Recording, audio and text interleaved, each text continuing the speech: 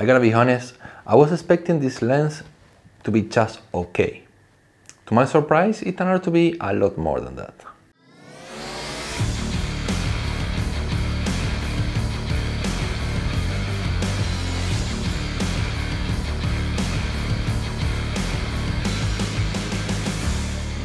Yo, what's up, Gabby here from Ray Studios, and on this video I'm gonna be reviewing the Yongnuo 85mm f1.8 RF. First, let's get it out of the box. Inside the box, you're gonna find some documentation. We have a quality card, we have instruction manuals, and we also have a guarantee card. Hope you don't need that. Then inside we are also gonna get the lens, which comes wrapped in this plastic bag. That's to avoid moist and dust. As you can see, the lens is not too big and is relatively light. It comes with a plastic hood that is relatively good quality. We also have a plastic cap at the front, and when we see the rear, we are happy to see here a metal mount. As a matter of fact, this lens is mostly made of metal, but there is also some plastic to it, and the plastic is pretty good quality. You can see the front element is looking beautiful, and we have a couple of switches. We're gonna talk a little bit more about that later, and this is fly-by-wire focus. As you can see, I have already mounted the Yongnuo 85mm f1.8 on my Canon EOS R6, so you get a better reference of size and the way it looks when it's mounted on a full-frame camera. And yes, indeed, it is a full-frame lens, and it's compatible with RF cameras, so like the Canon EOS R6, Canon EOS R, R5, and so on. It is also compatible with the Sony E-mount cameras, both full-frame and APS-C, and also with Nikon mirrorless cameras. So this lens comes a bit as a surprise to me. There are so many features on this lens that just makes it really special. Before I dive into some of the features, I just want to mention that we have a 58mm filter thread at the front. It comes with a hood, like I mentioned before. Here you can see it mounted on my camera with the hood on, so it makes it a little bit longer, but it doesn't get any heavier. The hood can be reverse mount for transportation. So yeah, I really like the size and shape. I'm a sucker for small lenses, and this is small and lightweight, so I really like it. Now, let's dive into some of the features. We have a couple of switches here. We have autofocus to manual focus. We have here focus, control, and click. What that click means, right? Hear that. So it's basically control, but with the clicking noise. So if I set it to control, I can still control different settings on the camera. You can set it to whatever you like. You can set it to aperture, ISO, shutter, doesn't matter. You can just set it from the menu on the camera. So it's basically the same as the Canon 8 RF lenses, that they all have a control ring in the front, sometimes on the back. But here is the very important big difference in this case. Can you hear the noise? If you want to get rid of the noise, you need to go to a Canon service center and pay some money to get rid of the noise. And once you get rid of the noise, you don't get it back. You already got rid of it. In this case, you pay no money, you just turn a switch. Noise, no noise. So for photography, I like to have the noise to control the aperture. So when I do a click, I know that I went from f1.8 to f2, to f2.8, 3.5, 4, so on. So there is this this guy that by hearing you know in which aperture you are. But when I shoot in video, I like to go into control mode, which is quiet, and I set it to ISO, and I like to have my ISO right here, so I can quickly change the ISO right here. You can set it to whatever you like anyways, but there is that feature that is already quite unique, and not even Canon lenses can do that. Now, another very important thing that I want to mention is there is a Type-C connection here. It's probably too small, I don't know if you can see it. There is a Type-C connection that is covered with a rubber port, and you can run firmware upgrades. To be honest, I don't think you need it. The only thing that I would like on a firmware upgrade is the focusing. The focusing is a bit too long, so to go from the closest focus distance, which is 80 centimeters, to infinite, you basically hold the lens here and you might not fully turn and you might need to go again. So there and again. So that's a bit too long for me. I know that many filmmakers, they like to have a very long focus distance.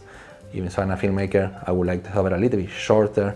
And I hope Yongnuo is listening to this video and run a firmware upgrade that shorten the distance just a little bit. Anyway, I almost never use the manual focus in this camera, and that's because the autofocus is just so crazy good. It's not only fast, maybe one of the fastest lenses I ever tested. I know, right? You know, yeah, the fastest lenses I ever tested when it comes to autofocus. It is also incredibly quiet. I just turn on the camera. Can you hear anything?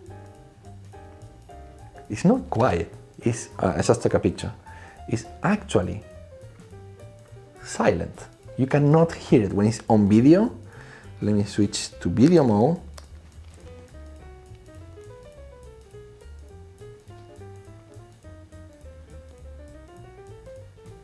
There is absolutely no noise at all.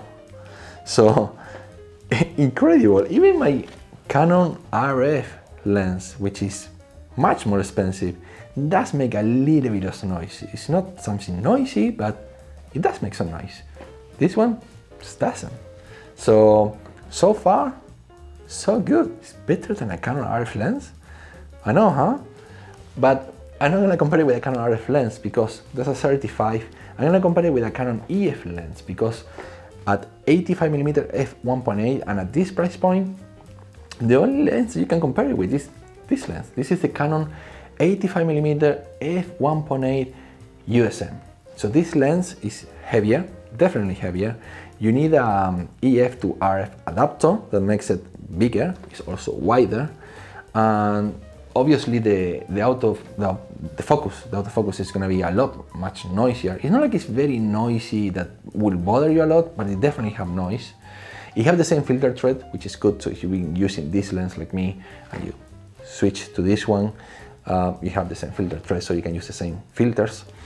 But when it comes to performance, when it comes to sharpness, actually, they're very similar. Here is a picture that I took with the Yongnuo, and yet again, more or less the same picture with the Canon 85 f1.8. You can see when it comes to sharpness, especially the center sharpness, they're very, very similar. I autofocus in both situations. I focus right in the eye, and yeah, this is almost about equally sharp. I think the Yongnuo maybe is a hair sharper, but the Yongnuo, it completely outperforms in sharpener in the corners. The corners and the edge of the pictures looks a bit more sharp on the Yongnuo. I didn't do many pictures side to side to compare it, but I can tell you with confidence that this lens performs better when it comes to sharpness. But when it comes to other aspects like chromatic aberration, vignetting and bokeh, it completely outperforms the old USM lens. And I know this lens is 20-year-old. It's a very old lens, but like I said, there are not many other options at 85mm f1.8. It's just this. Of course, there is the Canon RF 85mm f2, which is a bit slower. It have a f2 versus an f1.8, and it's bigger, it's a bit wider and longer, and it's a lot more expensive. So when you compare the price point, this is, at least here in China, is 1,900 RMB. I'm not sure if at the time of this video already launched in Amazon. It's supposed to launch very soon. I got an early copy for review, and 1,900 RMB into US dollar is less than $300. It's somewhere around $280. So it's very, very affordable, and I don't think we can compare it with the Canon RF 85 f2, and we compare it with some of the Sony lenses. Yet again, it's still a lot cheaper. It's cheaper than the cheapest, the most affordable Sony lens, which is the 85 f1.8, which is somewhere around I think $600 if I'm not mistaken. So it's about half the price. So it's an absolute bargain. And like I say, when it comes to optical performance, here you can see some of the samples. It performs really, really good. Like I say, chromatic aberration, wide open. Even in high contrast situations, you can barely notice any chromatic aberration. By the way, the camera is not yet recognizing this lens, so there are no corrections in camera whatsoever. There is almost no distortion. no chromatic aberration, vignetting is very well controlled, even wide open, and the bokeh rendition is very sweet. It's just creamy goodness. Even in very noisy backgrounds, the bokeh rendition seems pretty soft. The bokeh balls also are quite rounded, even towards the corners. So I gotta say, this lens makes no sense whatsoever. You know, you probably heard about this company, Yongnuo. They used to be copying some old Canon, very affordable lenses like the Nifty 50 Mark I, like the Canon 100mm f2, and they will copy them almost exactly to the, to the teeth. And they make them cheaper, they make them even more affordable. So the company became very popular as a company that makes cheap lenses. But now, I would say this lens is not cheap, it's just affordable. The build quality is amazing, the performance is amazing, both the features that it has, the autofocus speed, the way that it is so silent, and then the optical performance. Like I say, this lens makes no sense whatsoever, being so affordable and so good. And I believe there is not much of a competition for this lens right now. So it's going unchecked, and it's gonna go unchecked for quite a while till some other company decide to do something about it. Because right now, 85 f1.8 affordable lens with very impressive quality and features. Here you go, this is the king. The Yongnuo 85mm f1.8, very highly recommend this lens if you are into photography or filmmaking. I also have used it for video. You can see here some video samples taken with this lens. Autofocus is accurate at all times without any hiccups, really. It just focuses so fast, hold the focus very well, both in photos and videos. I shoot with a single shot of the focus, I shoot with servo in photography, and you can see here in video that it also performs very good. So nothing else to say about this lens. If you are thinking about buying an 85mm f1.8, this is it. You're not gonna be at this price point with such a good quality and features.